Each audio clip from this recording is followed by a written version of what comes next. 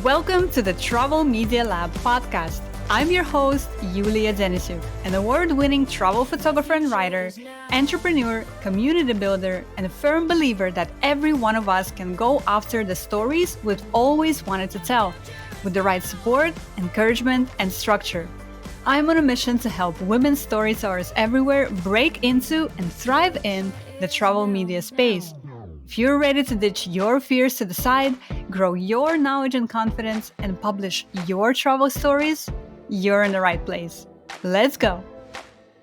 Hi everyone, welcome to the new year. I am so excited that you're here with us, and I can't wait to see what amazing things you create in 2023. We are taking a break this January here at the Travel Media Lab podcast, and we will be returning with fresh Season 8 episodes for you in February. Until then, I'd like to bring to your attention a few of my favorite conversations we've held over the years inside The Circle, our membership in which we help you get your stories published with ongoing support, encouragement, opportunities, and a community as you establish yourself in the travel media space.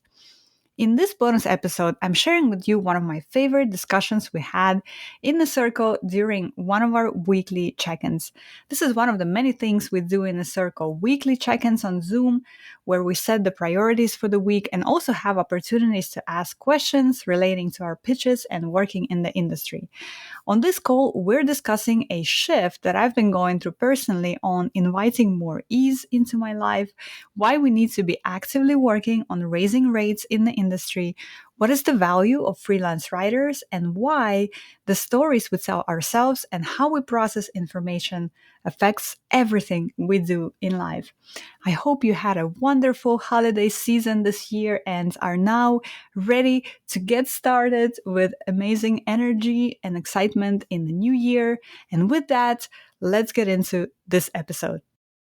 All right. Welcome, everyone. Yes. So just before we started recording, we were talking about how getting into the swing of things. And Nicole, to answer you, it's been difficult for me. I just got so relaxed in France that what I actually realized is that my pace before was not very sustainable. And I knew this before. We actually had this conversation in the circle last year. Do you guys remember last August?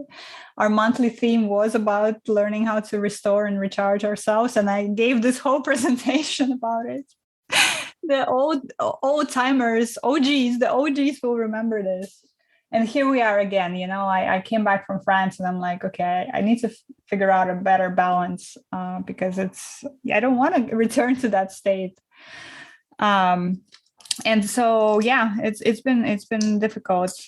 But let's see. I have my next schedule coming up is going to be just as crazy here in September through November. So we'll see. But I've been thinking a lot about what kind of stories do we tell ourselves about what is and isn't possible? Because for me, for most of my life, actually, the story has been that you need to work hard, you need to suffer. Nothing good comes without a struggle. That's been my orientation ever since I was little, And so that's how I approach things, and that's how things come to me, because that's what I believe.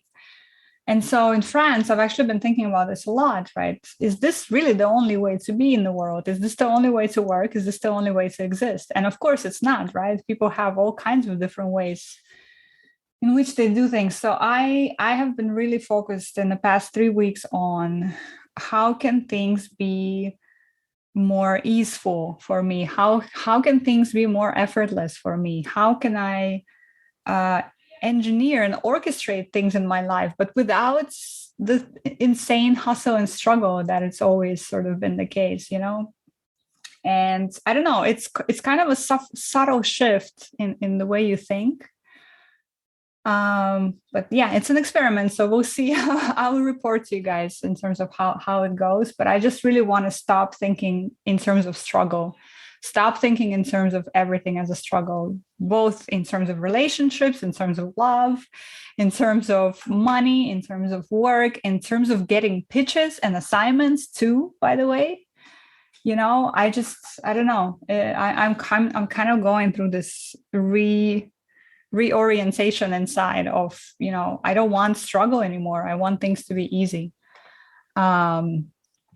So, just inviting you into this process with me too. I'm sort of hesitant to talk more about these kind of topics and subject that are, let's say, a bit more esoteric, which are more about the mindset, more because it's sometimes people can think, well, this is just kind of some cloudy ideas. I don't know what you're talking about, right? What's the practicality here? But the way to bring it back to practicality, for me at least, is that, what we think and how we process the world, this is everything, actually. This is everything. This is what informs if we reach out to people. Informs how we bring ourselves to people and to opportunities. If we act on opportunities, or if we let opportunities pass, right? It informs everything, actually, how we think about the world. So what I think now is, because I want things to be more easy and more joyful and more struggle-free, I want my consciousness to be open to more opportunities and to see those opportunities when they arise, and then to act on them when they arise. Because when I think everything is a struggle, I don't even see those opportunities, for example. Right? I don't even, like, when I come across a brand, I don't even reach out to them because I think, well, it's too hard anyhow. It's too hard to get a sponsorship or whatever. Right? So that's why I'm always wanting to talk to you guys about these subjects, but I'm also always hesitant that I don't want you to think that I'm just giving you some fluff sort of ideas here. But in reality, this is what informs everything that you do with yourself in this life. The answer to the freelance struggle is raising our rates. There's no way around it. We got to demand better pay across the board. And we talked about this before in the circle as well, but that's just it. I mean, why do we have to say yes to everything? It's because the rates are low, right? So we need to have a lot aggregately in order to be able to make some sort of a living every month. And that's where that comes from, that, we need to be raising our rates simply. And it's hard to do that. And it's hard to demand that every single time you talk to an editor, not when you pitch, right? When the assignment has, like when they said yes to the assignment, the next question should be about rates, and you asking them every time, is there any room in the budget to increase it? We had this conversation. For newer people that are listening or will be listening later, if you go through our archives, there is a conversation about rates specifically, where we talk specifically about that and how do we do that, right? But that's one big part of it is raising rates. The other big part of it is, which is something that we also discussed in the circle, is what is our value as freelancers? Our value as freelancers is not to write articles that everyone else can write. Our value as freelancers is to write and bring ideas that no one else can really bring, because we have something special, something unique, a unique point of view, a unique obsession, a unique passion, a unique way to see something in the world, right? And that's where our value lies.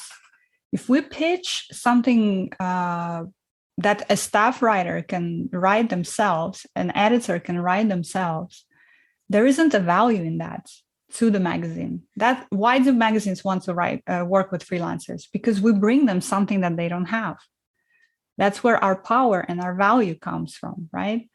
But also, when we run ourselves to the ground, it's harder and harder for us to come up with those ideas that are our innate value. So it's like this circle, this vicious circle. It can be a vicious circle, right? We run ourselves to the ground. We don't ask for higher rates. We write and we pitch sort of run-of-the-mill. I'm not saying, we are doing it. You are. I'm saying overall, we do run-of-the-mill work. We're competing with everyone else for the same run-of-the-mill work. And it's this vicious cycle that continues. So how do you break out of it, right? You ask for higher rates in every interaction with editor. And I'm serious about this. I want to push you guys. Every time you talk to an editor, no matter how much you've published before, no matter how big your portfolio is, It's just one question. Is there any room in the budget to increase the rate? It's a very, it's a very non-threatening question to an editor. We think it's threatening, but it's not really. It's just a matter of fact. Then we have a bit more rest, and then we have better chance of coming up with those ideas that, again, no one else can bring, because that's where our value lies, right? So this is like, we want to turn that vicious circle into a virtuous circle. So that's kind of where my head lies right now. That's a way forward in this industry, But yeah, I mean, it's not something that can change in one Zoom conversation, but still, I want this to be a reminder for all of us that that's the goal, right? That virtuous circle that I just described, that's the goal. But the other thing I wanted to also bring up with you is that, again, it's related to mindset too, and it's related to how we process information and how we process events and how important that is. Because for those of us who have started going on press trips, so Hannah, you've had experience with that. And more of you will, as you progress through in this career, you will start going on press trips. And then after you go on a press trip, there is, of course, the expectation that you're placing an article somewhere, right? Because that's why you went on a press trip to begin with. It wasn't just a free trip, as we all know. So somewhere along the line, you might experience a situation where you're pitching and pitching and pitching that article, and it's just not being picked up. It's just not being picked up. And that situation is more common than you might think. So you might think that, oh my God, what's happening? Why this is happening to me? I'm now on the blacklist of this PR organization because I'm still not able to pitch the article. But in fact, this is just one interpretation. The most important thing there, and I've talked about this in the past, the most important thing there is to keep the agency updated on what's happening. Because the only time they will put you on a blacklist is when they take you on a trip, you say you're going to pitch it somewhere, and then you disappear.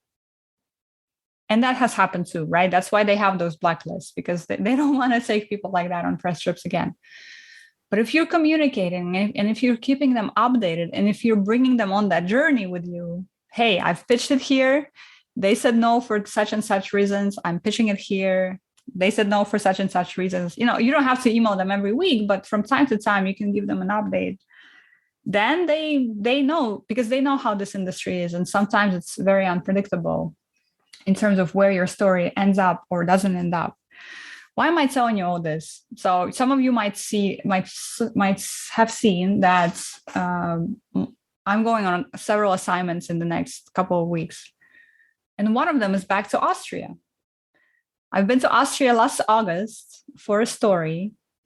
And that story still hasn't been placed anywhere. I've been pitching it now to so many places: Travel and Leisure, Condé Nast Traveler, New York Times. One by one, they're all saying no to the story, right?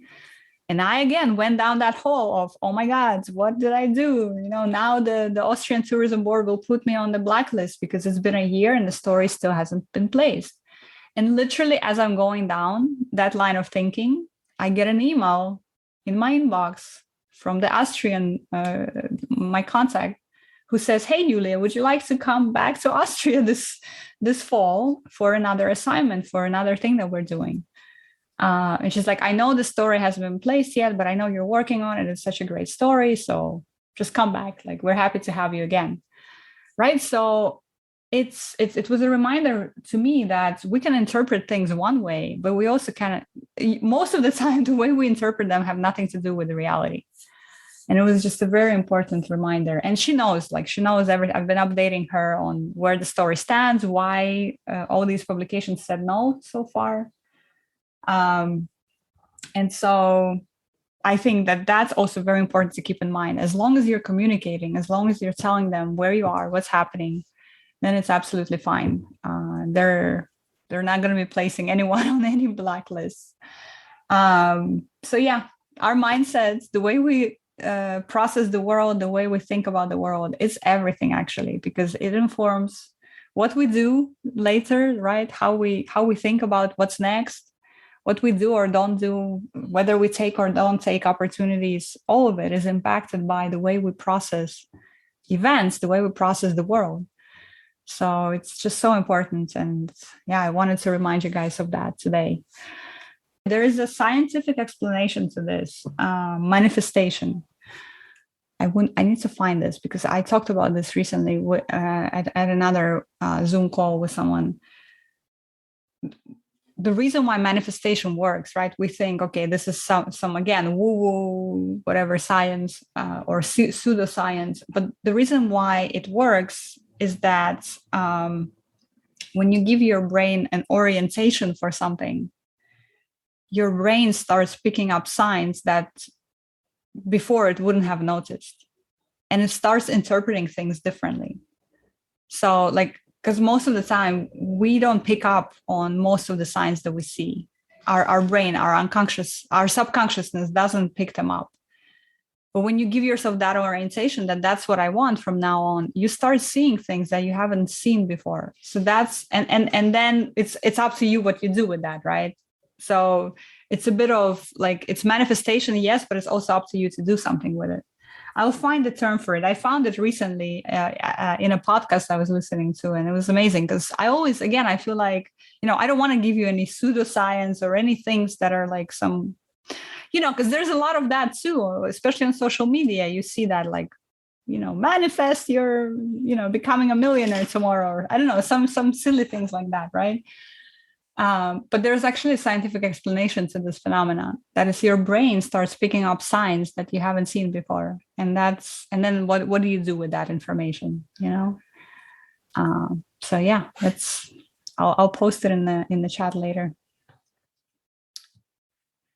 And just an invitation for everyone to think about how can we go from that vicious cycle to the virtuous cycle, right? Increasing our rates, giving ourselves more space to come up with those ideas that is our value, because that's why magazines want to work with us.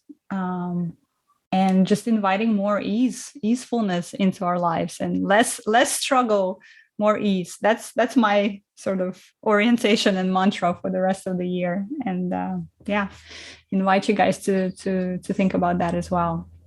Happy New Year, everyone, and thanks again for listening to our bonus episode today. I hope you found the ideas we discussed here relevant and inspiring to you. If you're looking for support, opportunities, and community in the travel media space, consider joining our Circle community, where we have conversations like the one you just heard on a regular basis.